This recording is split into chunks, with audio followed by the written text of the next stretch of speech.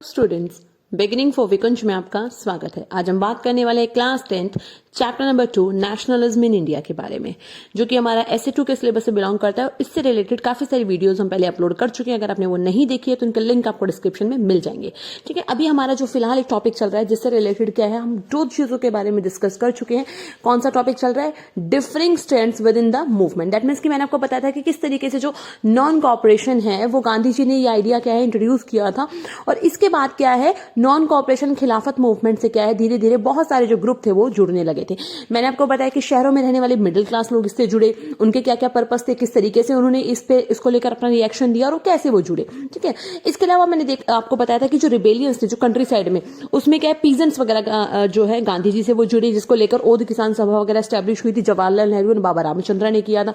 ठीक है, that means जो पीजेंट्स हैं उनको लीड करने वाले कौन थे? बाबा रामचंद्र थे। ठीक है, उसके बाद और कौन से ऐसे ग्रुप थे जो ये आपका मूवमेंट है इससे जुड़े थे, हम उनकी बात कर लेते हैं।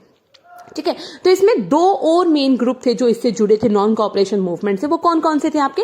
इसके बाद आते हैं ट्राइबल्स। ठीक है, मैंने आपको बताया था ना पीजेंट्स और इसके अलावा कौन से हैं? ट्राइबल्स। ठीक है, ट्राइबल्स को एक तरीके से ट्राइबल्स ने क्या किया, जो गांधी जी का जो स्वराज का जो आइडिया था ना, उसको उन्होंने अपने अकॉर्डिंगली क्या कर लिया, एक तरीके से इंटरप्रिएट कर लिया। ठीक है ना, मतलब अपने अकॉर्डिंगली मोल्ड कर दिया।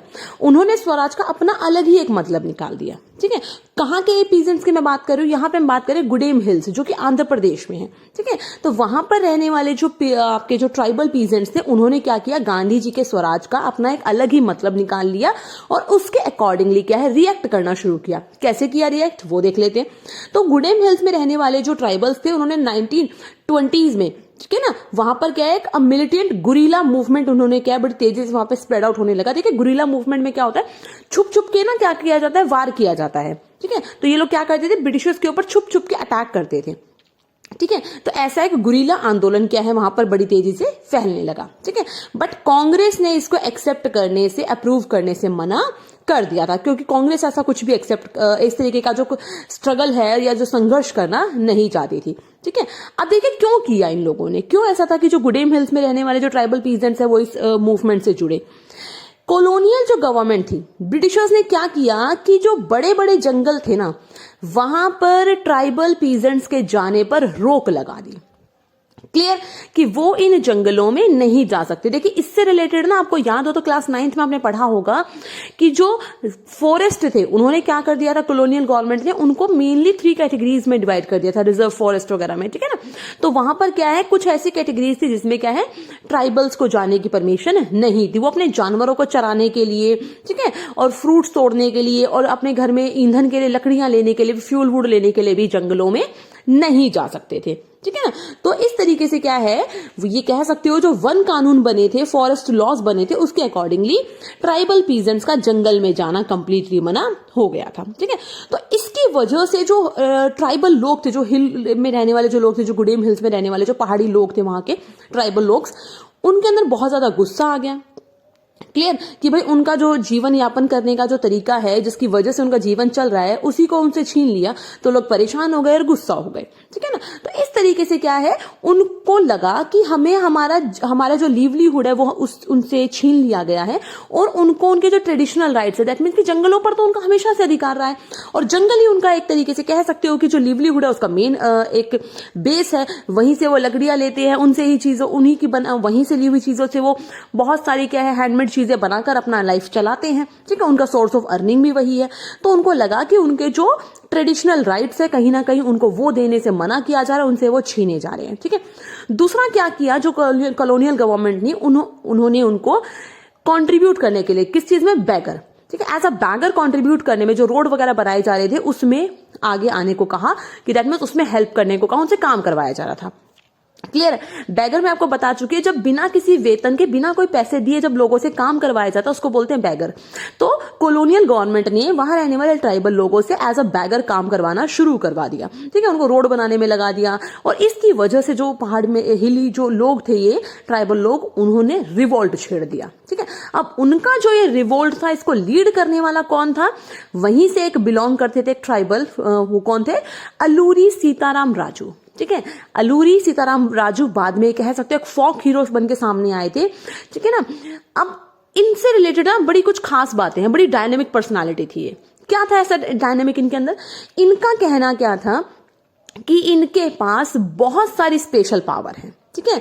ये क्या कर सकते हैं? एस्ट्रोलॉजिकल प्रिडिक्शंस कर सकते हैं, किसी भी घाव को, चोट को बहुत जल्दी भर सकते हैं, ठीक है ना। तो इस तरीके की जो चीजें हैं, जो खगोलीय जो अनुमान है, वो ये सब लगाते हैं, ठीक है। इसके अलावा क्या इनका ये मानना था, ये लोगों को ये कहते थे कि अगर अंग्रेजों की गोली भी इनको लग गई ना, तो वो भी इनका कुछ नहीं बिगाड़ सकती, इनकी समझ लीजिए उससे भी डेथ नहीं होगी। कहीं ना कहीं ये कहा जा सकता है कि ये कहा जाता था कि ये साक्षात ईश्वर के अवतार है और भगवान ने ही इनको अपना दूत बनाकर भेजा है, ठीक है। तो इस तरीके से क्या है, जो अलूरी सीताराम राजू हैं वो ट्राइबल फोक हीरो बनकर सामने आए। लेकिन जो अलूरी सीताराम राजू है वो गांधी जी के थॉट से बहुत ज्यादा इंस्पायर थे। जो गांधी जी का जो एनसीएम था, नॉन कोऑपरेशन मूवमेंट, उससे बहुत ज्यादा इंस्पायर थे अलूरी सीताराम राजू। और उन्होंने इसी चीज को मानते हुए, उसको फॉलो करते हुए लोगों से अपील की, क्या, ठीक है, कि आप क्या है, खादी पहनना शुरू करो। याद है मैंने बताया था आपको, जब शहरों में भी एक्सेप्ट हुआ था नॉन कोऑपरेशन मूवमेंट के फेवर में लोग आए थे, तो उन्होंने क्या किया था, सबसे पहले फॉरेन क्लोथ्स को बाइकॉट किया था ना। तो ऐसे इन्होंने क्या कहा, यहां रहने वाले ट्राइबल्स को भी कहा कि आप खादी पहनिए और नशा करना छोड़ दीजिए। जो भी आप नशा करते हो ना, शराब पीते हो, जो भी, वो सारी चीजें आप करना छोड़ दीजिए, ठीक है। तो इस तरीके से क्या है, उन्होंने गांधी जी के आइडियाज को स्प्रेड करना शुरू किया। बट एक चीज थी, वो क्या मानते थे अलूरी सीताराम राजू, कि अगर आपको आजादी चाहिए, आपको स्वतंत्रता चाहिए, आजादी चाहिए, तो आप बिना ताकत का इस्तेमाल किए, ओनली सिर्फ नॉन वायलेंस के दम पर आजादी नहीं पा सकते। अगर इंडिया को आजाद कराना है तो हमें अंग्रेजों से भिड़ना होगा, लड़ना होगा, ठीक है। और इसी की वजह से गुडेम जो रिबेल्स है, उन्होंने क्या करना, पुलिस स्टेशन पर अटैक करना, ब्रिटिशर्स को मारना, ब्रिटिश ऑफिसर्स को मारना शुरू कर दिया। और गुरीला वॉरफेयर की शुरुआत हो जाती है, किस चीज के लिए, स्वराज को अचीव करने के लिए, ठीक है। तो इस तरीके से जो ट्राइबल पीजेंट्स हैं, उनको लीड करने के लिए अलूरी सीताराम राजू सामने आते हैं। और 1924 में उनको पकड़ लिया जाता है और उनकी हत्या कर दी जाती है, उनको फांसी दे दी जाती है, ठीक है। लेकिन आज भी वो एक फोक हीरो के तौर पर हमेशा हम लोगों के द्वारा याद किए जाते हैं। ऐसे ही एक फोक हीरो की मैंने स्टोरी अपने चैनल पे पहले अपलोड की है, ठीक है ना, ट्राइबल फोक हीरो की, आप उनको भी जरूर देखें और उनके बारे में भी जानें, ठीक है। अब आता है एक और नेक्स्ट ग्रुप जो गांधी जी के इस नॉन कोऑपरेशन एंड आपका जो खिलाफत मूवमेंट है, इससे जुड़े थे। कौन थे? स्वराज इन प्लांटेशन, ठीक है। जो प्लांटेशन में काम करने वाले जो वर्कर्स थे, वो भी इसके साथ जुड़े। क्यों जुड़े? ऐसा क्या था, जो वर्कर्स थे उन्होंने भी अपना एक अलग ही तरीका समझा, अपना ही अलग एक मतलब समझा, किस चीज को लेकर, स्वराज को लेकर। उनका अपना ही अलग एक नोशन था, ठीक है ना। उन्होंने भी, उनके लिए स्वराज का मतलब क्या था, प्लांटेशन वर्कर जो असम में काम करने वाले थे, उनके लिए क्या था स्वराज का मतलब? पहली चीज कि उनको कहीं पर भी आने जाने की फ्रीली परमिशन होगी, ठीक है, वो फ्रीली एक जगह से दूसरी जगह पर आ जा पाएंगे। दूसरा, उनको ये लगता था कि ये कहीं ना कहीं उनके गांव से जुड़ा हुआ है, ये जो आंदोलन है। कैसे?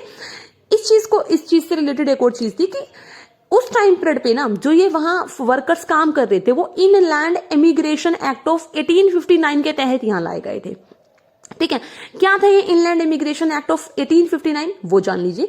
इस एक्ट के अकॉर्डिंगली जो प्लांटेशन वर्कर्स हैं, जो चाय के बागानों में काम करने वाले जो वर्कर्स हैं, इस गार्डन में, टी गार्डन्स में, उनको बिना परमिशन के वो कहीं पर भी नहीं जा सकते। उन्हें कहीं जाना है तो गवर्नमेंट से परमिशन लेनी होगी, ठीक है ना, कॉलोनियल गवर्नमेंट से परमिशन लेनी होगी। और वो परमिशन, दूसरी चीज क्या थी, उनको बड़े रेयरली मिलती थी, परमिशन उनको मिलती ही नहीं थी चाय बागानों से जाने की। तो दैट मीन्स इसी वजह से उनके लिए, प्लांटेशन वर्कर्स के लिए क्या था स्वराज का मतलब, कि उनको फ्रीली एक जगह से दूसरी जगह पर आने जाने में कोई भी प्रॉब्लम ना हो, ठीक है। तो इसी वजह से हजारों की संख्या में जो वर्कर्स हैं, उन्होंने क्या है, एनसीएम मूवमेंट से जुड़ने की बात एक तरीके से एक्सेप्ट की और उन्होंने जुड़ना शुरू किया, ठीक है। और उन्होंने क्या करना शुरू कर दिया, जो हायर अथॉरिटीज थे उनकी चीजों को मानने से मना कर दिया और उनको एक तरीके से कह सकते हो डिसऑबे करना शुरू कर दिया। और वहां से वो क्या करना, प्लांटेशंस को छोड़कर उन्होंने अपने घर की तरफ भागने की शुरुआत की, ठीक है, कि अब हमें क्या करना, अपने घर जाना है। क्यों जाना था? मैंने कहा था ना एक और, कि उनके लिए इस आंदोलन का एक लिंक उनके गांव से था। क्या था? कि उनका ये मानना था कि अब गांधी राज आ चुका है, गांधी जी का अब राज चलेगा। और गांधी जी क्या करवा रहे हैं, गांधी जी क्या करने वाले हैं, कि उनको उनके गांव में जमीनें दे दी जाएंगी, जिस पर कि वो खेती कर कर अपने परिवार को एक तरीके से चला सकते हैं और अपने गांव में ही रहकर उनका एक अर्निंग सोर्स बन सकता है। याद है ना, मैंने आपको बताया था कि जब जो अवध के जो पीजेंट्स हैं उन्होंने जमींदार और तालुकदार को मारा था, क्यों? क्योंकि उनके पास जमीनें नहीं थी।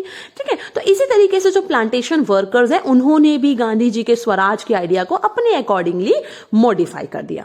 बट आपको पता है कि नेशन वाइड कहीं ना कहीं छुटपुट जो नॉन कोऑपरेशन से रिलेटेड एक्टिविटीज चल ही रही थी।